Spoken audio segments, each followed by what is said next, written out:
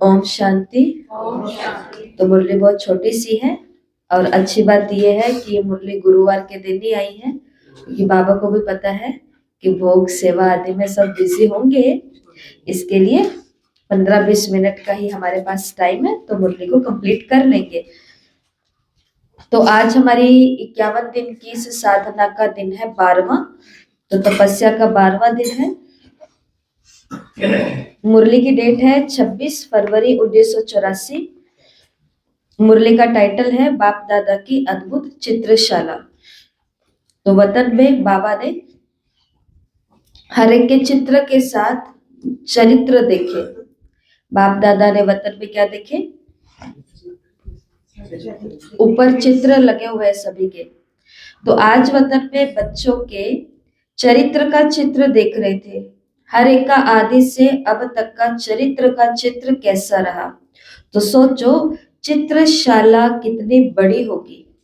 तो ऊपर जैसे यहाँ पर चित्रों का एक म्यूजियम होता है या प्रदर्शनी होती है, क्या बोलेंगे, एग्जीबिशन होती है, तो वहां पे संसार के बड़े बड़े चित्रकार पहुंचते हैं और अपने अपने चित्रों को, आर्ट को वहां पर रखा जाता है। लोग आते हैं उस गैलरी में और उनकी आर्ट को देखते हैं।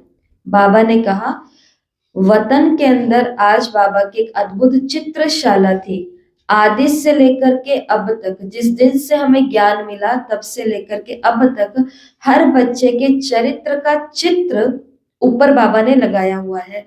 तो बाबा ने समझा और हमें पूछा कि सोचो कितनी बड़ी ये चित्रशाला होगी। तो इस चित्रशाला में हर एक बच्चे की 3 विशेषताएं देखी गई। पहला, प्योरिटी की पर्सनैलिटी।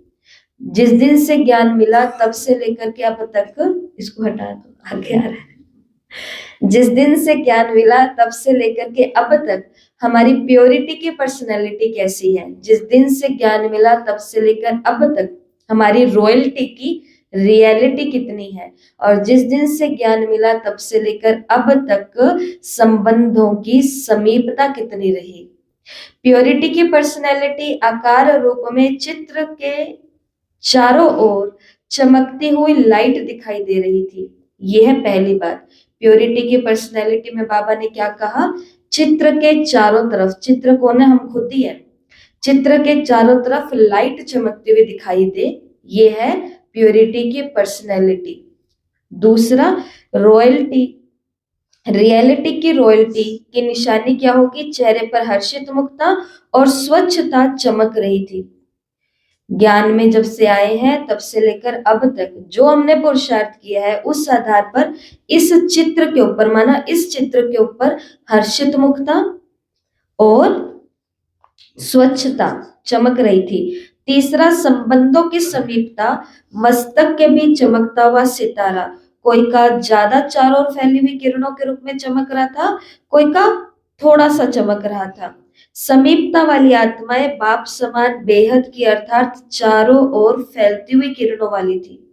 लाइट और माइट दोनों में बाप समान दिखाई दे रही थी। कौन सी आत्माएं? जो बाप के समीप वाली आत्माएं थी। ऐसे 3 विशेषताओं से हर एक के चरित्र का चित्र देखा। तो रिपीट करना पीछे पीछे। पहला, पवित्रता की पर्सनैलिटी, रियलिटी की रॉयल्टी, संबंधों की समीपता। तो ये क्या हो गया? ये हो गया PRS। P का मतलब होता है प्योरिटी की पर्सनैलिटी, पवित्रता की पर्सनैलिटी। R का मतलब होता है रियलिटी की रॉयल्टी, सत्यता, वास्तविकता, यथार्थ। हम इस ज्ञान में जब से जुड़े हैं तब तक हम कितने सच्चे रहे हैं, कितने वास्तविक रहे हैं और कितने यथार्थ रहे हैं। कई हमारे ऐसे बाबा के बच्चे हैं इस क्लास से, जो इधर पिन जितनी भी चीज होती है और उधर फोन आकर के वो पिन जैसी बात भी सामने सच्ची सच्ची बता देते हैं। बात ऐसी थी पर मेरे से ये हुआ, पर फिर मैंने बात को ऐसे संभाल लिया। इसे कहा जाता है सत्यता, यथार्थ, स्वच्छता। इसलिए बाबा ने जिनके अंदर रियलिटी की रॉयल्टी देखी ना, तो उसमें 2 चीजें देखी। चेहरा उनका हर्षित मुख होगा और साथ में क्या होगी? उसके ऊपर स्वच्छता की चमक होगी। ठीक है। और तीसरी क्या बताई बाबा ने? संबंधों की समीपता। 7 संबंध तो हम सभी को भगवान के साथ वैसे भी मालूम है, ये तो हमें 7 सप्ताह के 7 दिन 7 संबंधों को निभाना ही चाहिए। जैसे बाबा हमारे माता है, पिता है, भगवान हमारे टीचर भी है, भगवान हमारे गुरु भी है, भगवान हमारे साजन है, भगवान हमारे दोस्त हैं, भगवान हमारा बच्चा भी है। अब ये 7 संबंध हो गए ना, माँ, बाप, टीचर, गुरु, साजन, दोस्त और बच्चा। ये 7 संबंध तो सबको ज्ञान में आते आते ही समझा दिया जाता है कि सप्ताह के एक दिन, जैसे सोमवार का दिन आप भगवान को पिता बनाओ, मंगलवार का दिन आप भगवान को माँ बनाना चाहो तो माँ बनाओ, बुधवार का दिन है आप भगवान को अपना साजन बनाओ, गुरुवार को आप अपना गुरु बनाओ, फिर शुक्रवार को टीचर, शुक्राना करो, शुक्राना करो, शुक्रिया करो। फिर शनिवार के दिन बाबा को चलो अपना साजन बना लो। साजन हो गया क्या रिश्ता? हो गया। दोस्त बना लो, चलो शनिवार को बाबा को अपना बच्चा बना लो और संडे को बाबा को अपना फ्रेंड बना लो, दोस्त बना लो। अब ये 7 तो मोटे मोटे रिश्ते हैं जो जीवन में हमें चाहिए होते हैं। तो अगर ये रिश्ता यहाँ से तकलीफ दे रहा है तो बाबा को बनाना ही चाहिए हमें ये रिश्ता। अगर इस रिश्ते की यहाँ पर कमी है तो भी ये रिश्ता भगवान को बनाना चाहिए। इसके अलावा भी बहुत सारे संबंधों से हमें बाबा के समीप रहना ये मुरली सिखाती है। मुरली के अंदर ऐसा स्पष्ट तो नहीं है, लेकिन संबंधों के समीपता का मतलब होता है वो हमारा डॉक्टर भी है, वो हमारा वकील भी है, वो हमारा गाइड भी है, वो हमारा पार्टनर भी है, जो खर्चे में बांटा बांटी होती है, वो हमारा सेठ भी है, मालिक है, वो हमारा सीनियर भी है, वो हमारा जूनियर भी है। इसलिए सीनियर समझ करके बाबा के साथ रहेंगे तो जो हमारे ऊपर सीनियर है उनके साथ में हम इतनी ज्यादा फैमिलियरिटी और कुछ और बातों में नहीं आएंगे। जो हमारे जूनियर है उनका हम कभी शोषण नहीं करेंगे। तो ऐसे बहुत सारे रिश्ते हैं, तो इसे बोलते हैं प्योरिटी की पर्सनैलिटी। इसके अंदर देखी बाबा ने चमक, तो वो चमक की फिर आगे 3 बातें आ जाती है। चमक की 3 बातें ये आती है, किसी की चमक बाबा ने सिर तक देखी, किसी की चमक बाबा ने आधे शरीर तक देखी, और किसी की चमक बाबा ने पूरे बॉडी के अंदर देखी, ऊपर से नीचे, नीचे से ऊपर। फिर इस चमक के अंदर बाबा ने रंग भी देखे, किसी के रंग बिरंगे हैं, किसी के क्या है। फिर इसके अंदर बाबा ने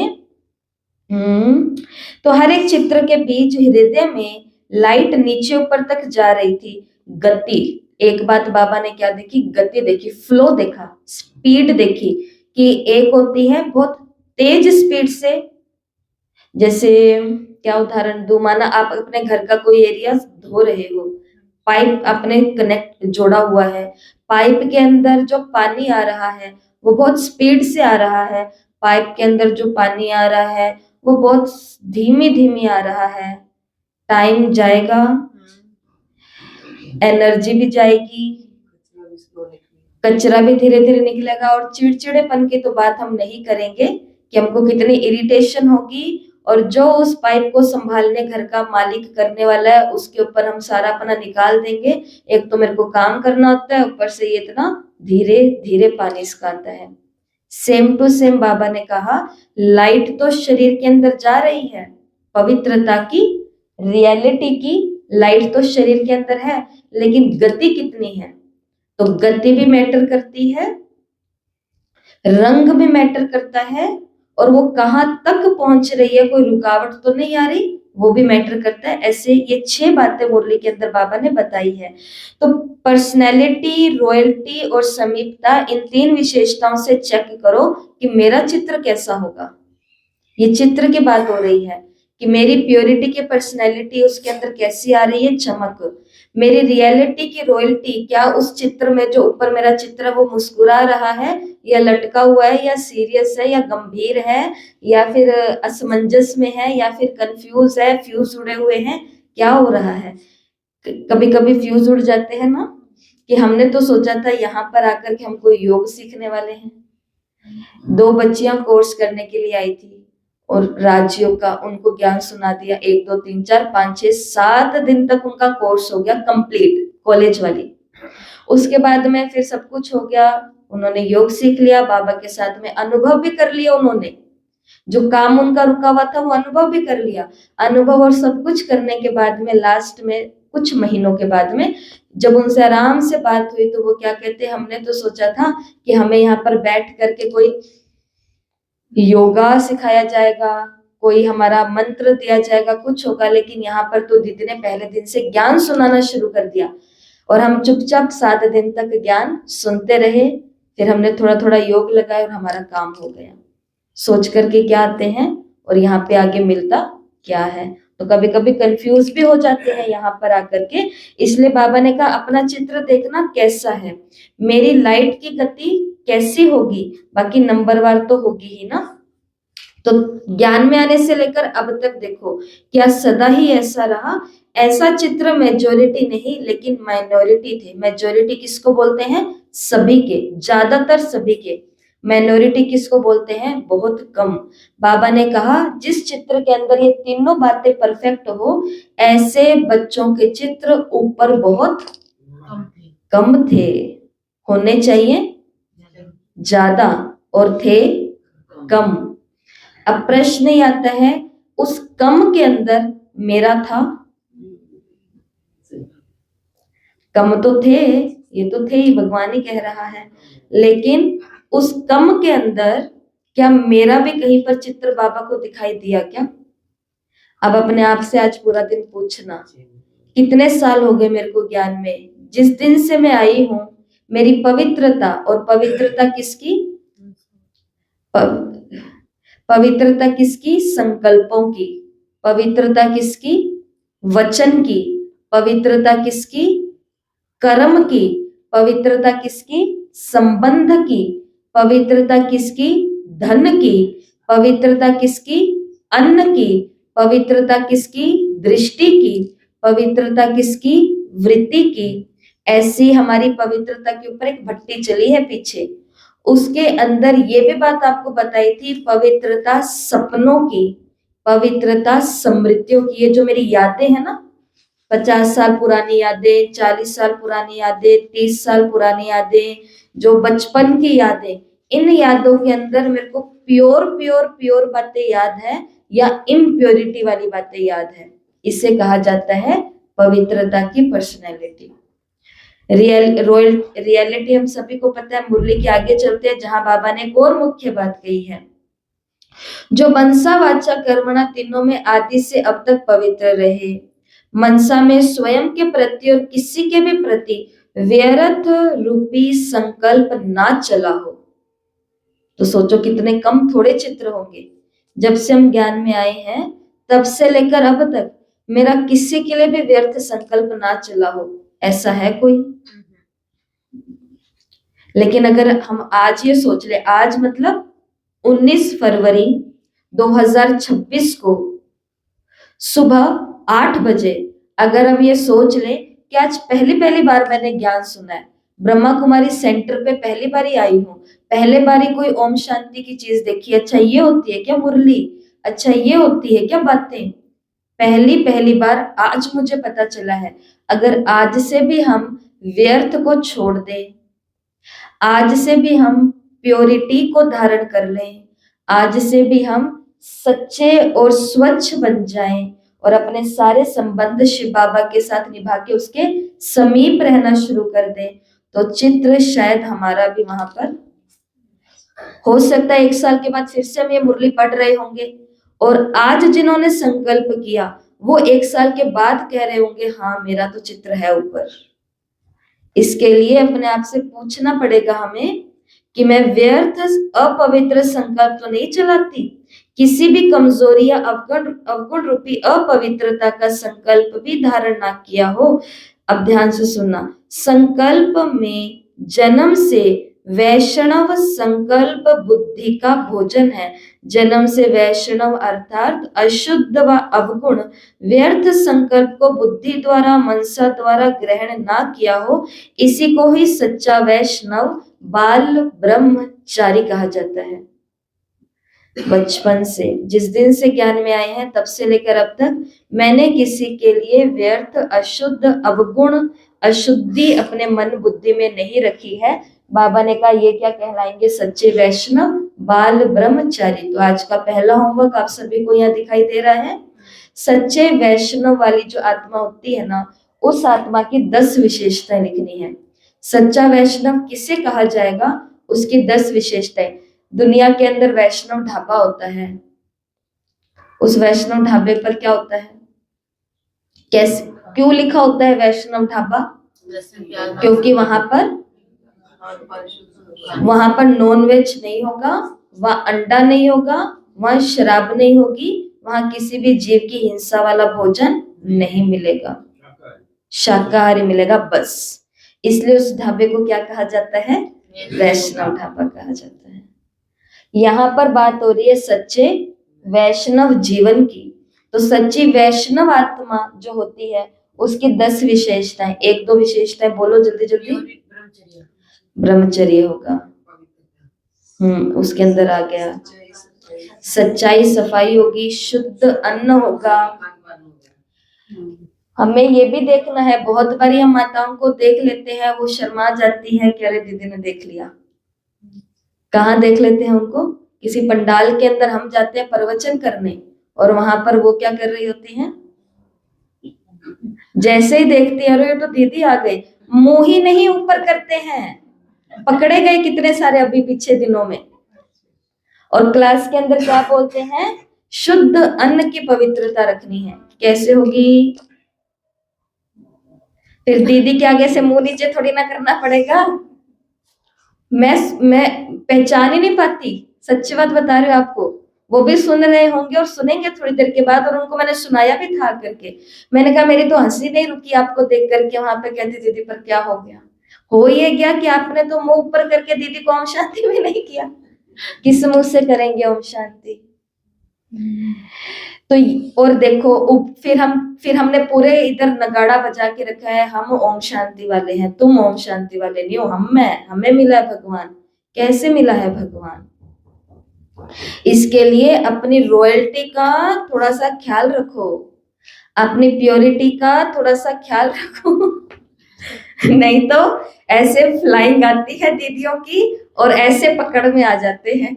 तो पता थोड़ी ना होता आज दीदी आने वाली है यहाँ पे। समझ रहे हो आप? ये सोचो क्या सीन होगा।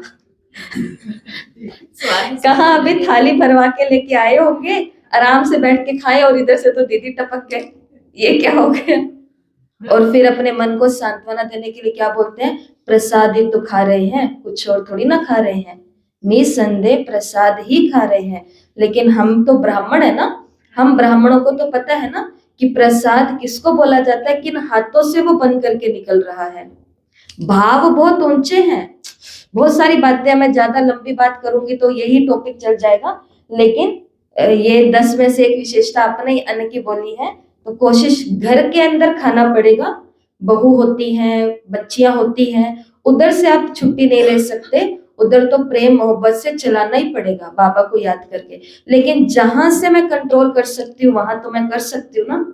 लेकिन मैं तो इंतजार ही कर रही थी कब पंडाल लगे और कब मेरे को निमंत्रण मिले। तो ये अच्छी चीज ब्राह्मणों के लिए, इसलिए शायद ऊपर बाबा को चित्तर कम दिखाई दिए हैं, क्योंकि हमारे अंदर नॉलेज सारा आ चुका है, लेकिन वो प्रैक्टिस के अंदर अब इतना नहीं आया है। जीभ ललचायमान हो जाती है, मुंह से कुछ बोला जाता है, संग के दोष में आके कुछ करा जाता है। तो आज का पहला होमवर्क है 10 विशेषता लिखनी है सच्चे वैष्णव की। मुरली के अंदर बाबा ने फिर टीचर्स के लिए कहा कि सभी को अपना पूरा हिस्सा मिला है ना, निमित्त बनी हुई विशेष आत्माएं हैं। बाप दादा भी विशेष आत्माओं को विशेष रिगार्ड देते हैं क्योंकि सेवा में साथी हैं। तो ऐसे ही सदा साथी हैं, फिर भी निमित्त को निमित्त समझने में ही सेवा की सफलता होती है। ऐसे तो सर्विस में कई बच्चे बहुत तीव्र उमंग उत्साह से बढ़ते रहते हैं, फिर भी निमित्त बनी हुई विशेष आत्माओं को रिगार्ड देना होता है। हम सभी सेवा के निमित्त हैं। बाबा का एक भी बच्चा ऐसा नहीं है जो सेवा नहीं करता, लेकिन फिर भी जो निमित्त होते हैं उनको स्पेशल रिगार्ड हमें देना ही होता है। ऐसी चीज बाबा ने यहाँ मुरली में कही। तो पहला काम करना है, तो आगे बाबा यूके से और मॉरिशस और सिंगापुर इन सभी ग्रुप से मिल रहे हैं, वो सभी पढ़ लेना। रात को भी पढ़ चुके हैं पार्टी से मुलाकात।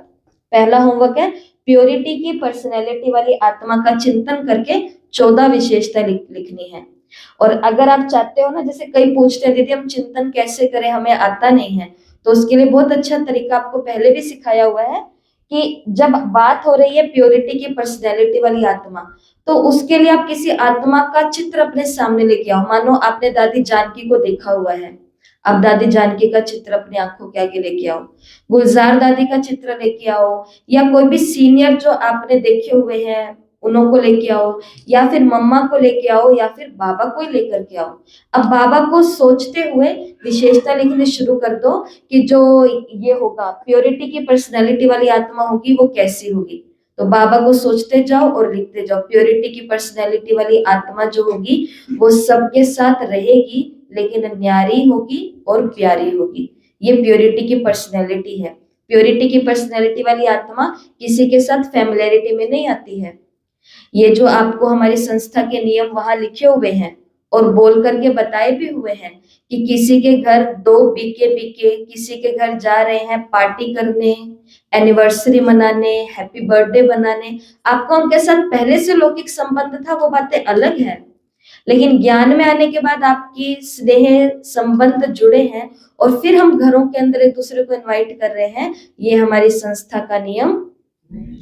इसको इसको प्योरिटी की पर्सनैलिटी नहीं बोलेंगे, क्योंकि वहां हम फैमिलियरिटी में आ गए हैं, अपने रिश्ते निभाने लगे। आज आप उनको बुलाओगे, कल वो आपको बुलाएंगे, आज आप उनको बुलाओगे, कल वो आपको बुलाएंगे, और फिर हम शब्द क्या देंगे, निभाना पड़ता है। निभाना पड़ा ना शिवरात्रि में सबको, कई कई ने बोला हमको, वो हमको बुलाते, हम उनको बुलाते, वो हमको बुलाते, वो उनको बुलाते, लेकिन क्यों हम किसी आत्मा को डिस्टर्ब करें अपने स्थान पर जाने से। सबको अपने अपनी पालना लेने दो, सबको अपने अपनी सेवाएं करने दो, सबको अपने अपने संगम के मजे तो लेने दो। आप उनके साथ निभाओगे, वो आपके साथ निभाएंगे, ये सिलसिला चलता जाएगा चलता जाएगा चलता जाएगा। कहाँ रुकेगा ये व्यर्थ पे आके रुकेगा, क्योंकि फिर पूछा जाएगा यहाँ क्या हो रहा है, वहां क्या हो रहा है, फिर होगी तुलना, फिर होगा कंपैरिजन। प्योरिटी कहाँ गई, उड़ गई ऊपर। प्योरिटी कहाँ गई, उड़ गई ऊपर। तो बातें ये हो रही है पर्सनैलिटी की, बातें हो रही है रॉयल्टी की, और बातें हो रही है भगवान के समीप संबंध निभाने की। इसके लिए इन बातों पर बहुत सीरियस होना पड़ेगा। मैं लास्ट के 1 मिनट में ये बात बता के आज की क्लास को कंप्लीट करती हूँ। समय बहुत नाजुक चल रहा है, सारी बातें हम आपको बता नहीं सकते, लेकिन जो जिस क्लास में आ रहा है और सुनने वाले भी जहां जो जिस सेंटर में और जहां भी जाते हैं अपने अपने निमित्त के पास, समय ऐसा आ रहा है, लोग हमको बताते हैं किसका नाम लेकर के कौन किसको कहाँ बुला लेता है, और फिर वहां पर उसके साथ साथ बुरे बुरे हादसे हो रहे हैं। लौकिक वालों को क्या पता है ये कहाँ गए हैं, उनके पास ही तो जाते हैं, लेकिन वो कहाँ चले गए, किसी और के पास, और वहां क्या हो गया, हादसा। परिवार वाले किसको पकड़ेंगे, वो उनको ही पकड़ेंगे जिनके पास आप जाते हो। तो ये हमारी यज्ञ की प्योरिटी, पर्सनैलिटी, रॉयल्टी तो रही नहीं ना। इसके लिए समय नाजुक चल रहा है। बच्चों को भी समझा के रखो, स्कूल से घर, घर से स्कूल। बड़े बच्चों को समझा के रखो, ऑफिस से घर, घर से ऑफिस। और जो उनसे भी बड़े बच्चे बैठे हैं उनको भी समझ जाना चाहिए, सेंटर से घर, घर से सेंटर। तो शायद हमारा चित्र ऊपर आ जाए, ऐसा मुझे लगता है। बहुत व्यर्थ बातों से हम बच जाएंगे। तो ये 2 होमवर्क है, सभी को करने हैं, और बहुत इजी होमवर्क, आपको मजा आएगा ये करने में, फिर हमारी धारणा भी हो जाएगी, ठीक है। और पार्टी की मुलाकात सभी अपने आप पढ़ लेना। ओम शांति। और टेस्ट ग्रुप में भेज दिया जाएगा।